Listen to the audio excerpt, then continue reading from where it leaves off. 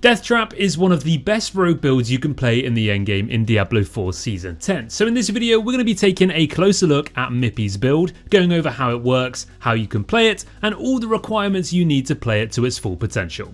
Now before we get into the video, make sure you check out M1PY's channel to see more top rogue content and catch him streaming at twitch.tv/M1PY to see the build live in action.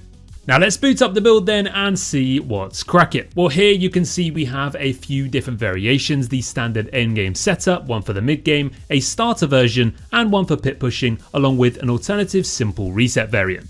We're going to focus on the main endgame variant mostly in today's video though, as we want to achieve that epic, flashy, super fast gameplay we saw at the start. This build has some absolutely insane mobility. It's ridiculously fast and you'll be zooming around, evaporating everything in sight. The DPS is absurd when you have everything online, and you're surprisingly tanky at the same time. It's extremely important you hit those resource and cooldown breakpoints though to make this build function properly. And it's a bit gear intensive, so if you want to get this build online, it does have some real specifics it relies on. So the way it works is by getting the perfect combination of cooldown reduction, ranks of Death Trap, and energy expenditure, all leaning towards the end goal of endlessly spamming your Death Trap. Its power comes from Scoundrel's Leather, making it a core skill, and Beastful Boots allows you to reset the cooldown fully after every single cast. The way this works is that Death Trap is now considered an ultimate and a core skill at the same time, which means it can fulfill both of the Beastful Boot requirements. So this, in combination with preparation and 150 plus max energy, every Death Trap cast lowers the cooldown by 10 seconds. So this means when you manage to lower your Death Trap's cooldown below 10 seconds, now you can cast it infinitely, giving you restore at least 150 energy. So you're going to need a lot of resource generation to sustain 150 energy with only one restore temper, but stacking strength and slotting rubies helps a ton. So aim for 1000 strength with Shroud of False Death. If you're still unsure on how to spam Death Trap infinitely, then make sure you follow these steps M1PY explains in his FAQ section of the build. Number 1. Have your Death Trap below 10 seconds cooldown. This requires a lot of cooldown reduction, Death Trap skill ranks, and good tempering rolls and masterworks. Greater Affix ultimate cooldown reduction on Beastful Boots is insane here. 2. Make sure you can restore 150 energy. This can be made easier with one casting ultimate skills restores primary resource temper on one of your ring slots. And 3. Actually have 150 energy in the first place. And for this you want plus resource on your Beastful Boots, and you can drink an elixir of resourcefulness too. Finally, also have preparation equipped as a specialization. Now if you're still struggling to reset Death Trap properly, which trust me you won't be the only one, you can also check out the simple reset variant in the build guide.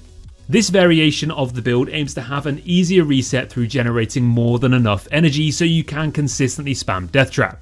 However, this requires you to have 2 mythics and Scoundrel's Leathers as Chaos Armor. It aims to generate more resources to sustain preparation through Shroud of False Death and 2 Restore Tempers.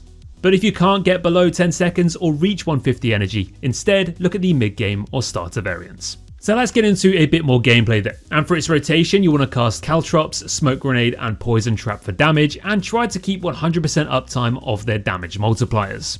Smoke Grenade also provides poison damage, activating Alchemical Advantage. If you overlap a new Caltrops over an old one before it expires, it will inherit the max 45% damage multiplier. Then you're going to be casting Dash for your mobility. Concealment is used as an infinite source of unstoppable, so you can spam it if you're expecting some CC, and then spam your Death Trap for your damage. For speed farming, you can drop Caltrops and Smoke Grenade for Dash and Shadow Step, and if you're speed farming T4 content, just hold down Dash and Death Trap. When pit pushing, it's important to group up multiple packs of enemies by dragging them in with your Death Trap. It's also worth noting that when monster density is high and your gear isn't that great yet, you do have to spam Poison Trap and Death Trap instead, and sometimes we'll need to add in Barrage if your traps are on cooldown, especially against bosses.